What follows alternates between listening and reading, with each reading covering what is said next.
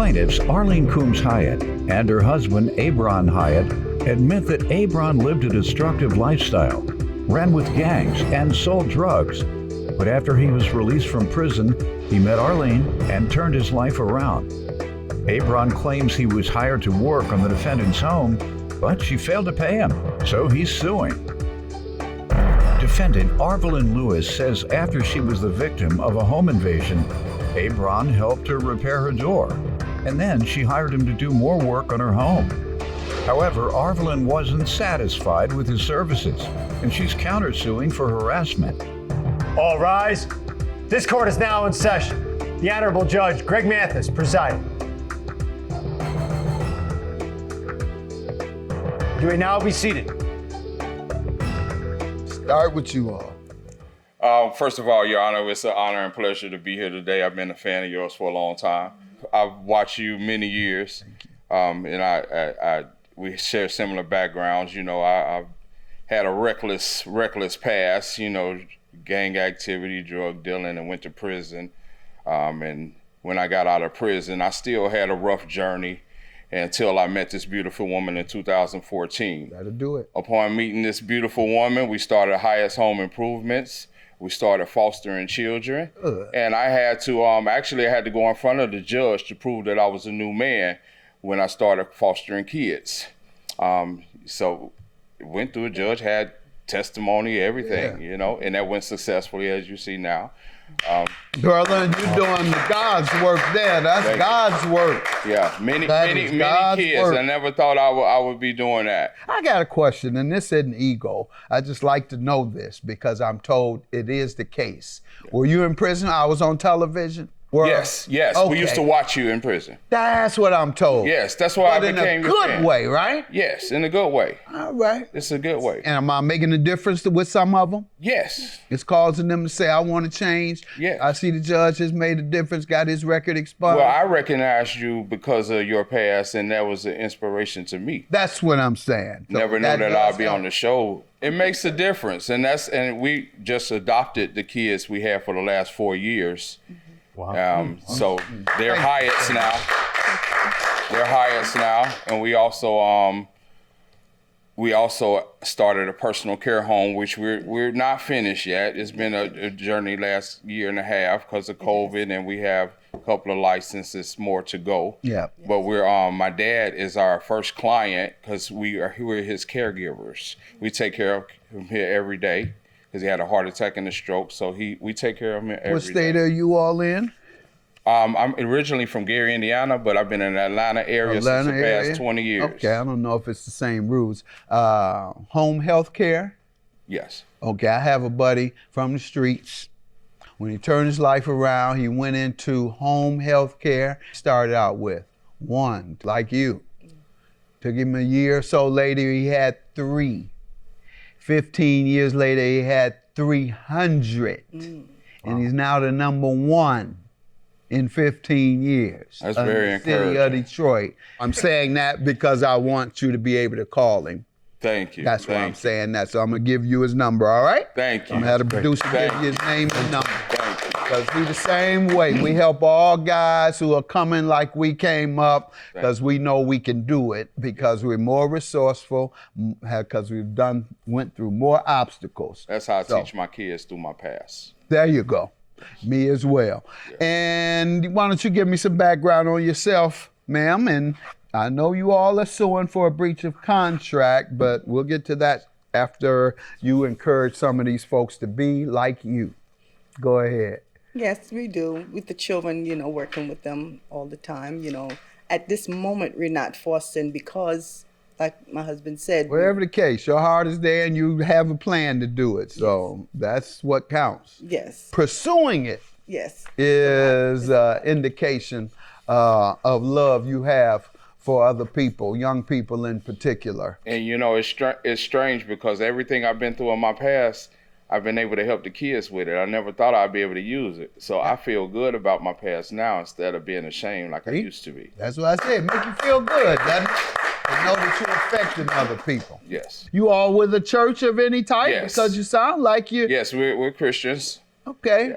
Good. Shout out In to Atlanta? Harvest Rain Church. Where? Harvest Range Church International in Fairburn, Georgia. That's where we attend. All right. What's the pastor name? Doug Thompson. Okay, good. Pastor Doug and Ingrid Thompson. If I leave the First Lady out, I'll get in trouble. Y'all doing a great job, Pastor Thompson, for you to have members of your congregation who have this type of heart. So you all are doing it. Yeah. Appreciate it. Thank you. Thank you. Why they kick you out of church? I'm still a member. Hey, let's I'm a big believer. As a matter of fact, I am a member of Mountain West Church in Stone Mountain. It's part of what brought us here today. So if I can go on into telling you what the whole story is, I'd be happy to do that. All right. Since it's their case, they go first and then you Well, I need to tell you how I got to meet them, though. All right ahead. Okay. Actually, I had to go in front of the judge to prove that I was a new man when I started fostering kids. So went through a judge, had testimony, everything, you know, and that went successfully, as you see now. Brother, you're doing God's work there. That's God's work. Yeah, many kids. I never thought I would be doing that. Defendant Arvelyn Lewis says after she hired the plaintiff to work on her home, he defamed her on social media. Go right ahead. Okay, so I'm a realtor in Atlanta, so I work from home very frequently. Tuesday morning, 10 o'clock, I'm not expecting anyone. The doorbell rings, not expecting anyone, so I continue to ignore it. Couple moments go by and I hear what sounds like an explosion in my living room. And I know from right off the bat, it's all bad. It's all bad. So Facebook is open. I'm in my office. I type 911 at home on the Facebook page. I grab my cell phone, which is on my desk right beside me, and I run to my prayer closet because I don't know what's going on inside my house at that moment. But I can hear things moving. I can hear things rustling. I can hear on the other side of my prayer closet, somebody's in that room where this prayer closet is. And I'm just staying there waiting for the police. As the police come, when they arrive, they tell me that people as far as California called to get to me, to rescue me, because something is going on inside my house. When the police come, I find that the glass door had been shattered with a brick from my neighbor's yard. His cousin, who was a chair member on my board, I was the president of the Women's Council of Realtors for the local chapter at that time. She was a chair on my board. She did one step further than to just call the police. She actually came to my house, which I was so grateful for her doing that. And she took charge in that moment and called her cousin to come and fix that door. What did you find out? A random break-in. They rang the doorbell first to see if someone would respond, and I didn't. And it was one of the worst days of my life. So, sir, you agreed to go over and help Miss Lewis. How did things work out? It worked out great. I met Miss Lewis, and I already knew the situation, and we immediately formed a relationship. Went to Home Depot, and she wanted a steel door. I didn't think that would look good, but that's what she wanted, and I understood because of the security purposes. So we went and purchased the door, and I installed it. And why are you suing her? Well, a year and a half later, she reached back out to me because she was going through some difficulties, and she had to sell her home. So she said she was low on funds, so I gave her a great price, and we signed the contract, and I started to work. Fast forward that a couple of days later, I was finished, and she had been at home every day until then. That day when I was supposed to be finished, she wasn't at home, so I gave her a call. I said, Miss Lewis, I'll be done in a couple of hours if you can come home and we can do a walkthrough. And after that, I never heard from her on that day. All right, ma'am. I sometimes hear things different than what I recall, but I actually never said I was going through any difficulty other than there's some uncomfortable feeling from having had my home broken into. It's not felt like home since then. And basically, once he completed the work, to his standard, I wasn't satisfied at all. There was some work that one of the cords under the faucet had been cut It had not been reinstalled at all, and the screens from the pressure washing that he'd done on my home were completely shredded and ripped up. I have pictures of that. Did you have someone repair it? I have not yet had anyone repair it because it's taken Estimates? I got an estimate of about $300 to repair those screens. $300? For the screens, just the screens alone. What about the other? The plumber is going to cost about $200 just to bring the doorbell, and the parts to repair it is another $150. When I discussed with him, it wasn't at all a error of not speaking with him. We actually spoke about the work being inferior. I even have a text where I can show you as evidence that we had discussion about that the work is complete. What page? That is going to be on page 29. It says, Dear Arvlin Lewis, Highest Home Improvements can no longer continue with this contract because of a hostile work environment. All work on written contract has been completed and the balance is due. But the work was not completed. And I responded saying I will not pay on incomplete work. The countersuit today is because he was very verbally abrasive with me. What, you have evidence? I do. Well, I have the response where... Because from what I see, he was very courteous. He said, dear, he said, I could no longer do it because of a hostile work environment. So you show me something. On page 14, where he sent on Facebook, we're not even Facebook friends, but he placed on Facebook on one of my posts where I was saying something about God. I have no idea what, but I took a picture of it, and it says, I don't know what God you serve because it's not mine. I would never have someone do work on my home at a great price and not pay them. That's okay, though. I will have a lien on your home and no one will get paid until I get my money. Why do you consider this harassment? We're not Facebook friends. I think that it's inappropriate for him to make a post on my page. You never saw any other collection requests from him? He sent a lien to my coworkers. Prior to the post? Prior to that, no. But there was a text. How did he harass you, though? The harassment was with... asking for his money? On Facebook, I think that that's harassment because he's talking about my inability to believe in God. Okay. We're not Facebook friends. All right, that was his opinion. How did he harass you? The harassment was with asking for his money. On Facebook, I think that that's harassment because he's talking about my inability to believe in God.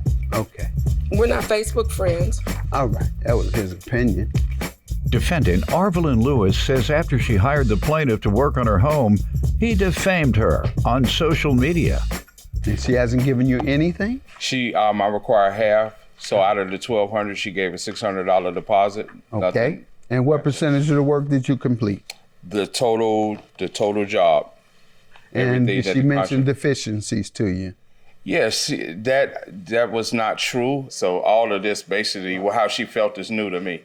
Well, I have pictures of the work that I had discrepancy with, and I also have pictures of but I need the text where you discussed it. Page 26 and 27 by text. The kitchen has been changed, but the hose was disconnected and not restored in the process. The screens were damaged in the process. Otherwise, I'm satisfied. On page 26, I was home by 6 yesterday. I rushed thinking you would be there. He had texted me prior in the previous text. He said he was going to wait for me to be there at 6 o'clock to meet him. But he was gone by the time I got there. She never showed. It's my house. I was there at 6. Okay.